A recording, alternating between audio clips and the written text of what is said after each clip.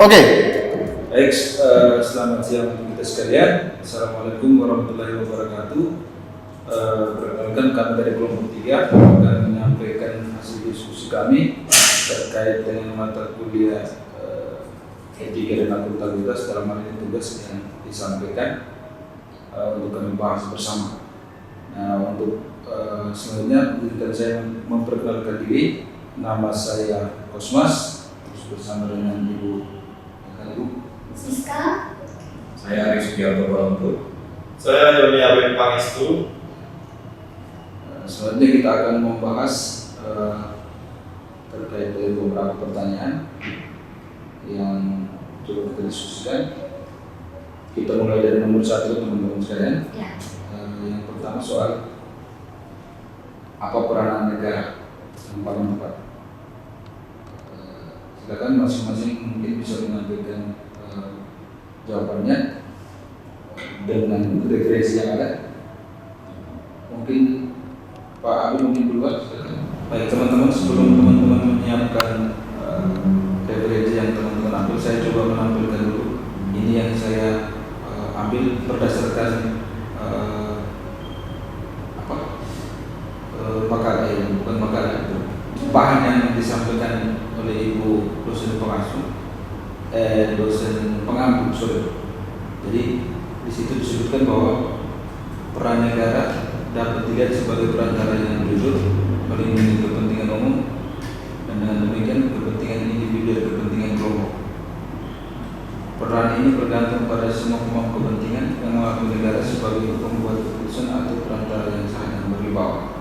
Jadi di sini ada dua peran yang paling penting. Pertama adalah negara dilihat sebagai pembuat keputusan yang punya wewenang untuk memaksa. Yang kedua, negara berperan untuk melindungi kepentingan umum. Itu dua hal yang mungkin ada di literasi yang ada yang disampaikan begitu. Sementara teman-teman yang lain mungkin punya sumber referensi yang lain, silakan disampaikan. Baik, terima kasih. Mungkin untuk pertanyaan nomor 1, saya sedikit ada pendapat terkait jawaban dari peran dari sebuah negara. Di sini saya mengambil suatu teori juga terkait apa itu yang dimaksud juga dengan peran.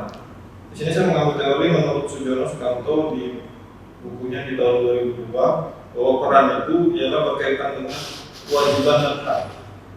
Untuk sebuah negara mungkin kaitannya untuk kewajiban dan haknya lebih besar ke kewajiban negara, lebih besar kepada kewajibannya untuk itu tadi melindungi beberapa kepentingan umum sampai dengan pelayanan publik untuk masyarakat itu. Mungkin itu saja yang saya dapat sampaikan pendapat saya ini. Mungkin ada yang lain. Oke, baik, dalam konteks buku yang dimaksud dalam etik and manajemen publik, manajemen ide publik sektor pada chapter 3, mungkin pendapat saya adalah peran negara berfungsi sebagai mediator yang bertanggung jawab untuk melindungi kepentingan umum, dengan demikian maupun kepentingan individu maupun kelompok. Yang kedua, melindungi masyarakat baik dalam kepentingan ekonomi maupun keamanan, atau kalau dalam sudut pandang Undang-Undang Nomor 2 Tahun 2012 di Indonesia itu adalah kepentingan negara, bangsa, dan masyarakat yang harus diwujudkan oleh pemerintah dan digunakan sebesar-besarnya untuk kemakmuran rakyat. Gitu. Berarti dari teman-teman semuanya saya akan beri kesimpulan ya. Dari berbagai jurnal maupun buku yang kita pakai untuk referensi, rata-rata jawabannya hampir sama, yaitu negara itu mempunyai kewajiban untuk melindungi kepentingan umum dalam tataran ekonomi dan juga kepentingan-kepentingan bersifat publik lainnya yang memegang hajat hidup orang banyak. Kita akan melanjutkan ke pertanyaan berikutnya, yaitu pertanyaan nomor 2.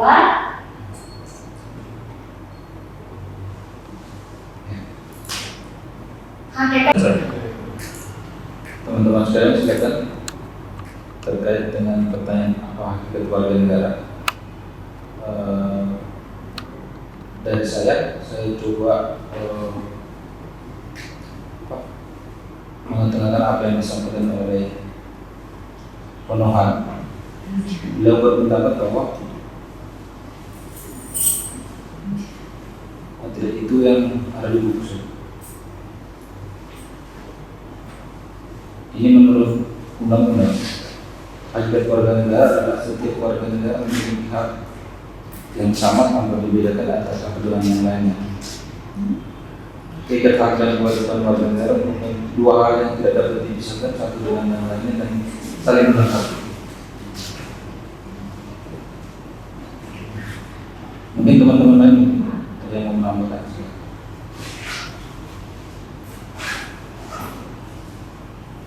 Berarti di sini yang dimaksud dari literaturnya Pak Kosmas ini hak yang sama dalam artian kebutuhan dasar yang harus diterima, yang seharusnya diterima setiap warga negara itu sama ya. Ya. Iya, betul. Mungkin dia lebih ke keperluan yang kebutuhan yang diperlukan oleh seorang warga negara, contohnya kebutuhan akan kesehatan, pendidikan, seperti itu ya. Itu dijamin semua oleh negara. Kemudian mungkin menurut Pak Aris dan Pak Abel bagaimana? Mungkin kalau tambahan dari saya, menurut buku yang dimaksud dalam bab 3 ini, bahwa kewajiban warga negara itu sendiri dalam hal partisipasi dalam menentukan warga negara pada sistem demokrasi Indonesia. Hal ini bisa kita lihat setiap pemilihan dalam 5 tahun itu mempunyai hak kewarganegaraan sebagai dalam berdemokrasi juga memberikan kewajiban dan memiliki hak penuh dalam jaminan kesehatan maupun jaminan yang lain seperti yang sudah sampaikan. Salah satunya juga mulai perlindungan untuk masyarakat miskin, istilahnya yang memerlukan program-program dari program sejahtera itu sendiri. Ini yang bisa sampaikan dari Pak Amri. Baik, terima kasih. Mungkin dari saya terkait pertanyaan nomor 2 ini dari hakikat warga negara. Saya mengambil untuk arti dari sebuah pertanyaan tersebut. Salah satunya tadi dari kata-kata hakikat. Mungkin yang arti dari hakikat ini saya ambil menurut Kamus Besar saya, Kamus Besar Bahasa Indonesia. Kalau hakikat itu mengatakan sebuah inti sehari ataupun dasar yang harus diperoleh. Jadi untuk kaitan yang nomor 2 ini terhadap kewarganegaraan, mungkin dasar dari kewarganegaraan tersebut. Yang kita tahu di sini kewarganegaraan ini dapat dari warga negara sendiri, warga negara Indonesia. Sementara intinya atau dasarnya untuk kewarganegaraan tersebut ialah mungkin sama seperti jawaban dengan Pak Kosmas dan Pak Adis, berkaitan dengan hak dan kewajiban tadi. Untuk haknya sendiri mungkin antara lain ya sebagai penerima pelayanan publik, dan untuk kewajiban sendiri mungkin seperti yang Pak Aris bilang, yaitu partisipatif tadi. Mereka berhak ikut berperan dalam proses pemerintahan di suatu negara. Mungkin itu saja yang ingin saya bagikan mengenai pendapat.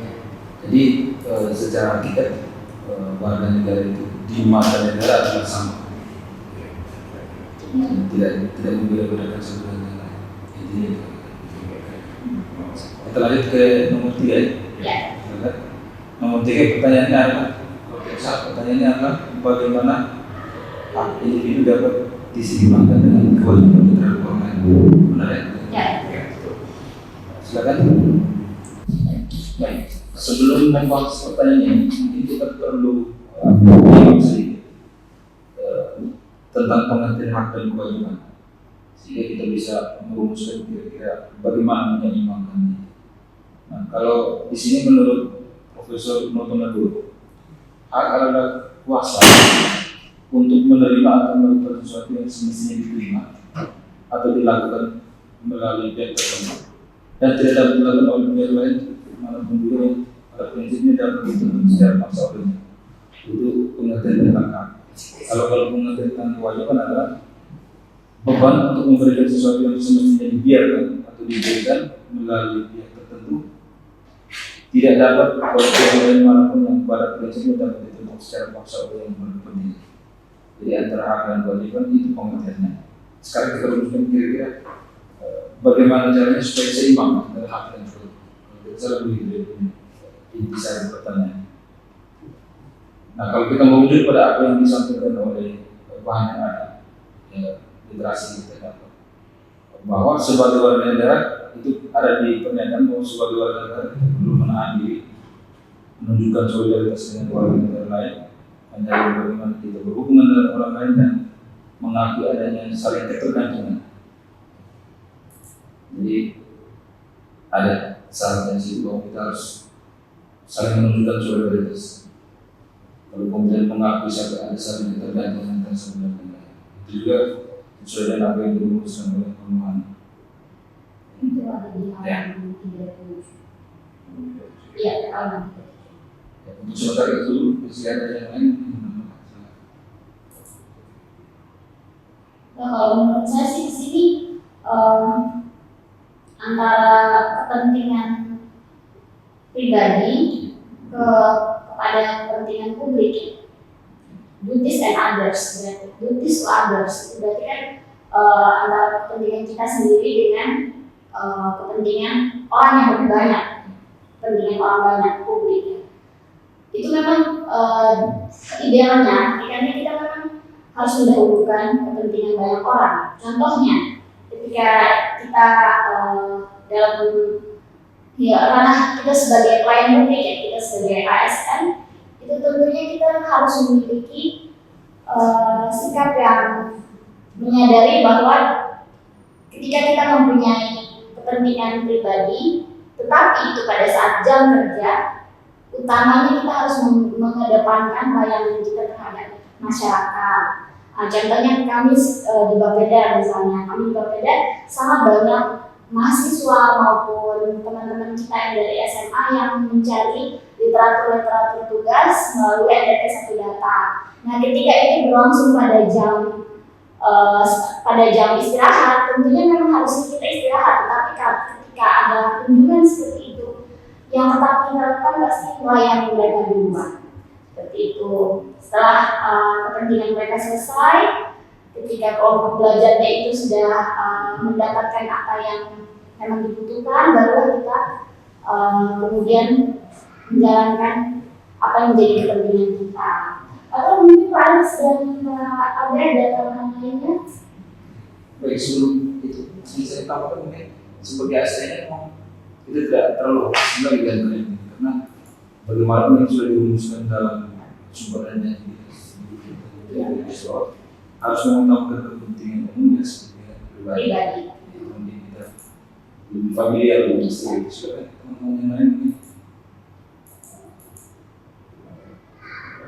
Baik Bang, terima kasih.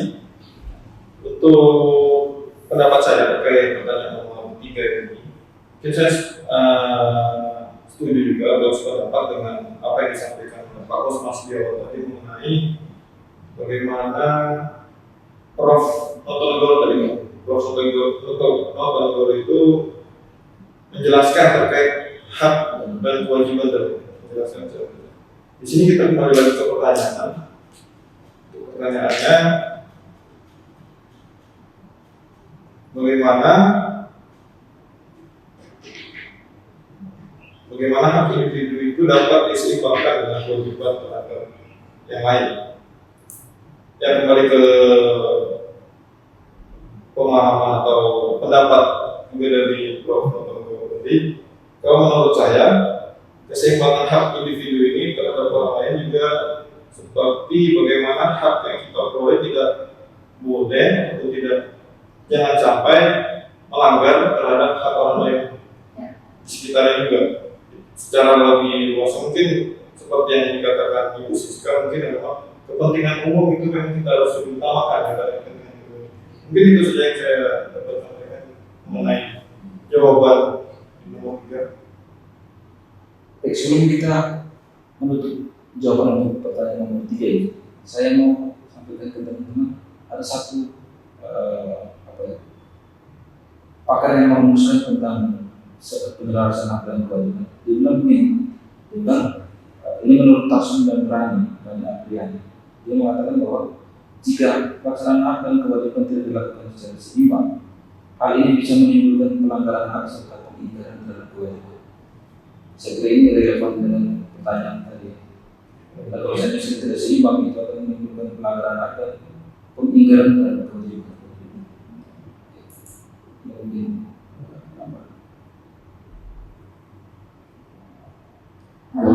untuk pertanyaan nomor 2. Kita akan beralih ke pertanyaan selanjutnya. Nomor 4. Pertanyaan nomor 4. Pihak mana yang sebenarnya berhak menentukan hal yang menjadi kepentingan publik?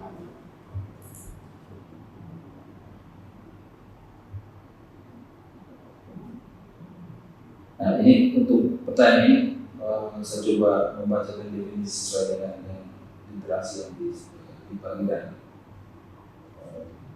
Itu di situ disebutkan bahwa sebagai organisasi yang resmi dan punya kekuatan untuk memaksa negara jelas melindungi kepentingan kelompok tertentu dalam masyarakat.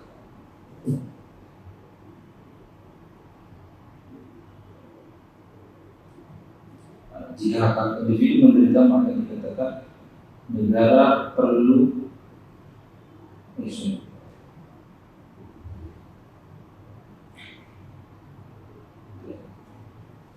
Nah, itu menurut yang ada di literasi bahwa negara lah yang paling berhak menentukan mana yang menjadi kepentingan publik. Karena bagaimanapun negara adalah lembaga resmi dan punya kekuatan untuk memaksa. Karena dia punya kekuatan untuk memaksa, maka dia berhak untuk menentukan hal yang menjadi kepentingan publik dan hal yang menjadi kepentingan pribadi.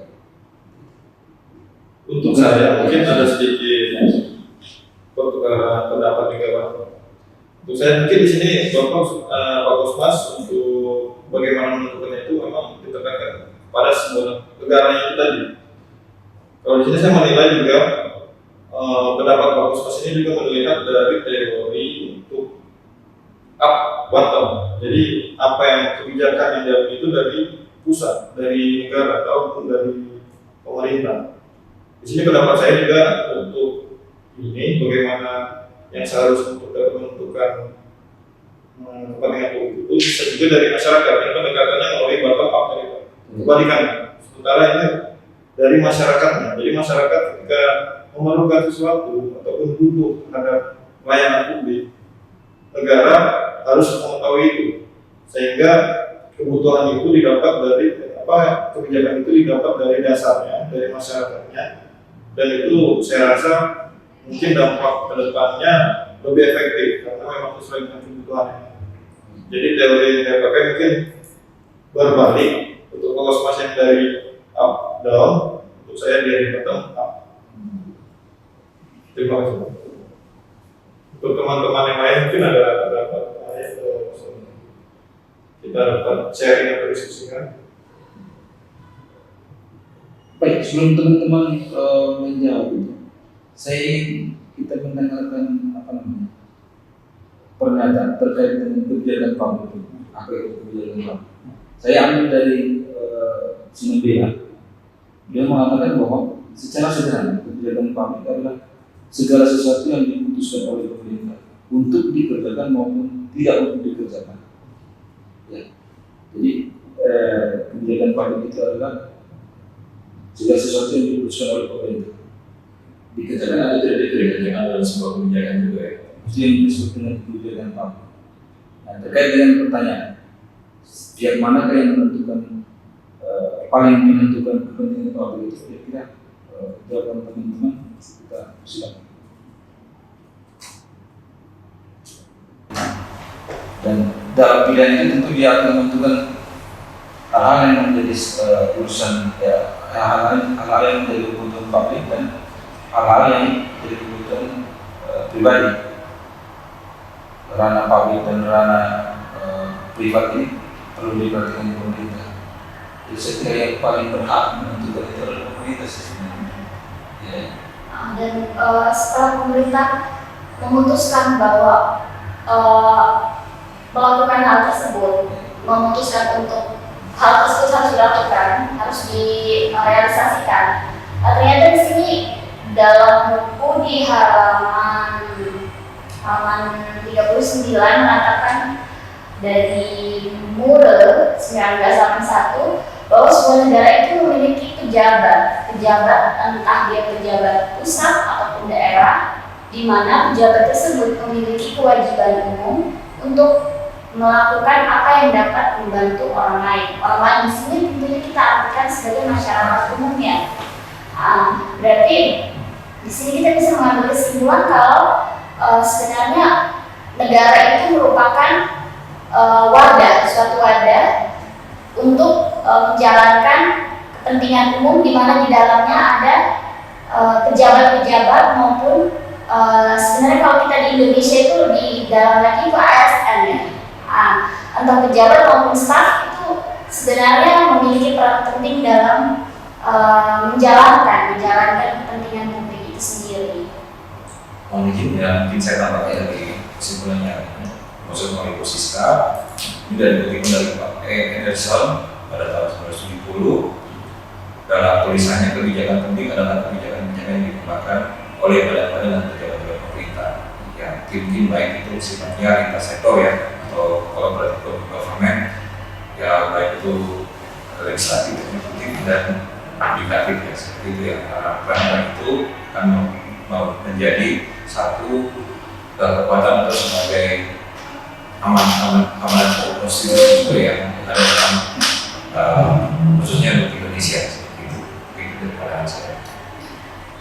Ya baiklah, kita telah mendiskusikan pertanyaan nomor 4 dan kemudian kita akan beralih ke pertanyaan selanjutnya, yaitu pertanyaan nomor 5. Nomor 5 pertanyaannya bagaimana menselaraskannya? Ya, menselaraskan dalam kepentingan individu, komunitas atau grup, dan kepentingan suatu negara.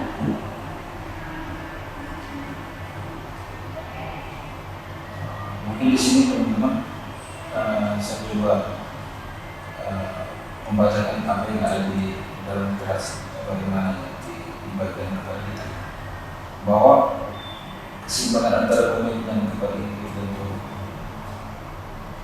ada juga perbedaan yang harus dibuat antara kepentingan publik secara keseluruhan dan kepentingan negara untuk mendukung dan melindungi kepentingan publik seperti yang dilakukan oleh banyak pejabat publik.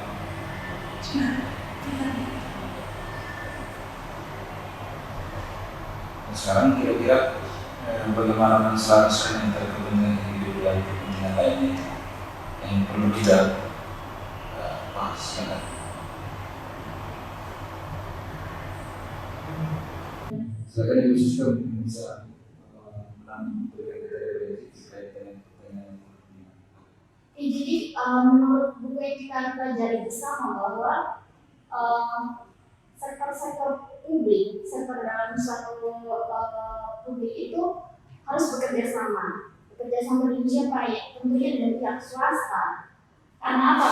Kita mengetahui sendiri bahwa pihak swasta itu merupakan pihak yang sangat menjunjung tinggi pelayanan. Jadi mereka itu istilahnya pelayanan yang premium. Biasanya kalau kita mendapatkan pelayanan dari swasta seperti itu. Sehingga di buku ini menjawab bahwa manajemen sektor publik dan swasta itu bekerja sama dalam satu kemitraan untuk membangun suatu pelayanan yang berbeda, dalam artian pelayanan yang lebih maksimal kepada masyarakat seperti itu. Jadi adanya kerjasama ini membuat pelayanan yang diterima masyarakat itu semakin baik seperti itu. Mungkin saya bisa mengambil contoh seperti di dalam Samsat. ya Samsat itu ada pelayanan satu atap. Di pelayanan satu atap itu ada yang namanya ASN yang melayani di frontliner, ada juga yang membantu di bagian cleaning. Nah, di bagian cleaning itu biasanya di daerah maupun di pusat itu pemerintah mengambil dari pihak ketiga. Tujuannya untuk apa? Tujuannya untuk mengontrol lebih dapat mengontrol pelayanan servis cleaning yang diberikan yang bisa dinikmati oleh masyarakat yang datang ke Samsat tersebut. Mungkin ada dari Pak Aris. Sebelum teman-teman yang lain, mungkin kalau yang disampaikan Siska atau pendapat Siska mungkin itu terkait dengan teknis perusahaan. Tapi kalau kita, ini pendapat saya, kalau kita merujuk pada pertanyaan ini, menjelaskan. Kalau pendapat saya bahwa kepentingan individu itu jangan sampai menjadi penghambat untuk kepentingan negara dan pemerintah. Artinya kepentingan individu itu harus mendukung tercapainya kepentingan kelompok komunitas negara. Jangan sampai kepentingan publik malah menghambat tercapainya kepentingan bangsa. Mungkin teman-teman yang lain sangat Mungkin untuk saya Pak, saya sedikit berbeda pendapat juga terkait dari pendapat Ibu Siska dan pendapat Pak Kosmas. Untuk pertanyaan nomor ini saya berangkat dari sebuah Al-Quran di mana ada sebuah regulasi yang boleh bersama 9 kepentingan umum ini diartikan sebagai kegiatan menyangkut 4 macam kepentingan, yaitu kepentingan bangsa dan negara, kepentingan masyarakat luas, kepentingan bersama, sampai dengan kepentingan bersama dan kepentingan pembangunan. Nah, di sini bagaimana kita bisa menselaraskannya itu kembali lagi kan, saya sependapat dengan Ibu Siska dan juga apa yang kita pelajari di buku yang sama-sama kita baca ini, yaitu adanya kerjasama tadi yang mungkin meliputi pemerintah, masyarakat, NGO ataupun private sector, di mana kerjasama itu dapat menselaraskan kepentingan yang ada, baik bangsa tadi, kepentingan masyarakat tadi, ataupun kepentingan pembangunan. Nah, setelah mungkin yang sering kita kenal juga terkait teori-teori kolaboratif, itu kita pendapat dari saya. Mungkin ada itu untuk pertanyaan nomor 5 kita akhiri dulu. Kita lanjut ke pertanyaan nomor 6. Nomor 6 adalah pertanyaannya adalah bagaimana cara menggambarkan realitas pelayanan publik bagi kepentingan bawah. Ibu Eko berusaha pertanyaan.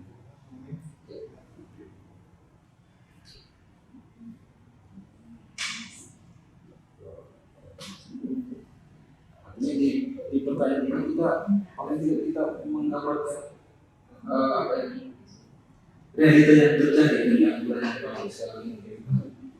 Mungkin dari saya sendiri dalam konteks sektor 3 ini, di mana sekarang ini publik itu dianggap bukan sebagai sebagai hanya penerima, tapi mereka dianggap sebagai klien atau pelanggan. Pelanggan ini berarti ada bentuk pergeseran bentuk bayaran yang harus diberikan dengan norma-norma, bahkan dengan etika yang lebih tinggi dari kebutuhan pelayanan sendiri, khususnya bagi para pelaku pelayanan publik seperti pemerintah. Sebelum teman-teman lain bisa menonton, saya coba kutip dari buku yang sama-sama kita baca. Paling tidak ada beberapa hal yang menjadi realitas kita saat ini terkait dengan pelayanan publik. Pertama, karena layanan publik diberikan dalam berbagai cara berbeda, melalui berbagai fungsi organisasi. Itu ditemukan kepentingan publik yang menjadi bermasalah dan jarang ada kesepakatan yang ada bersama. Dan ini pelayanan publik melalui jaringan, yang ini terkait dengan pelayanan publik melalui jaringan ini juga punya masalah. Ini yang kita terjadi. Terus kemudian yang kedua, keterlibatan sektor swasta dalam pemberian layanan publik juga punya masalah sendiri terkait dengan mekanisme akuntabilitas yang melemah. Terus kemudian yang ketiga, jaringan kemitraan juga menimbulkan tantangan bagi pejabat dan politisi dalam hal ini politisi lokal, karena menjabat di sejumlah dewan yang berbeda. Itu kata Bu. Silakan teman-teman. Ini realitas yang dibentang juga saya di sini. Kalau teman-teman punya pendapat yang lain, silahkan di sini. Sebenarnya gini, kayak ini juga bisa membaca bahwa dia juga sudah mengambil kesimpulan bahwa jika kepentingan publik dilayani dengan baik oleh pejabat publik dan menyeimbangkan kepentingan pemangku dan kepentingan utama, maka tata kelola jaringan dan pelayanan akan menjadi lebih berbeda. Kembali lagi dengan diskusi kita sebelumnya bahwa pelayanan itu bisa berbeda, di mana ketika pelayan publik itu, pejabat itu dapat menyeimbangkan antara kepentingan itu sendiri, sehingga bukanlah mustahil kalau misalnya pelayanan yang baik itu ada, ya, tetapi ini tergantung lagi gimana cara mengelola pelayanan itu sendiri. Untuk saya mungkin terkait pertanyaan nomor 6 ini, bagaimana kita memahami ranah publik terhadap kepentingan publik itu sendiri. Ya mungkin saya setuju dengan pendapat Ibu Siska lagi. Mungkin ini jawabannya juga terdapat di poin pembahasan kita sebelumnya terkait kepentingan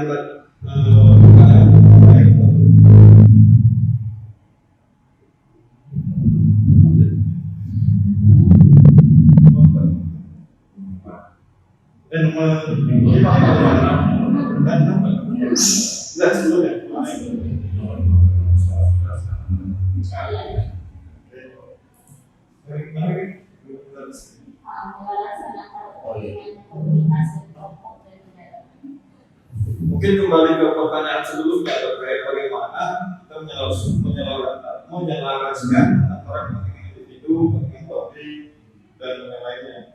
Mungkin pendapat saya juga yang pertama tadi terkait kepentingan publik itu sendiri, yang ada beberapa hal tadi.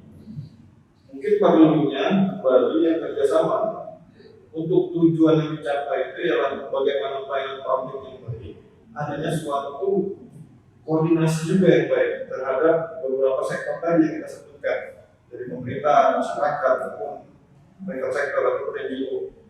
Kolaborasi. Ya mungkin kembali lagi yang kita sama-sama tahu terkait dengan kolaborasi tadi. Mungkin itu pendapat saya yang ingin saya sampaikan.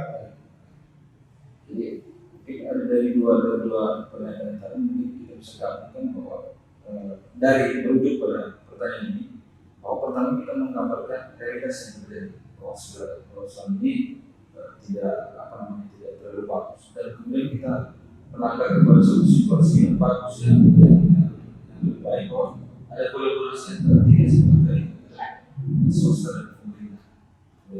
Ini segera mencari situasi yang lebih bagus, perlu ada kolaborasi. Bisa tambah masih itu terkait dengan kolaborasi antara lintas sektor itu. Itu lagi katakan bahwa situasi atau kebutuhan mengenai pelayanan publik yang sudah bergeser istilahnya, trennya sudah berubah, itu dibutuhkan inovasi atau dibutuhkan satu pendekatan yang harus dirumuskan oleh para pengambil kebijakan, baik melibatkan semua sektor tersebut, stakeholder tersebut.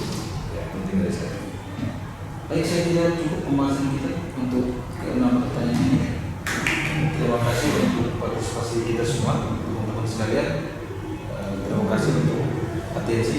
Bila ada yang menonton atau mengawasi, kurang dan lebihnya kami mohon maaf, dan atas arahan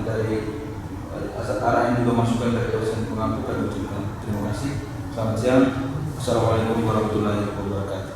Waalaikumsalam.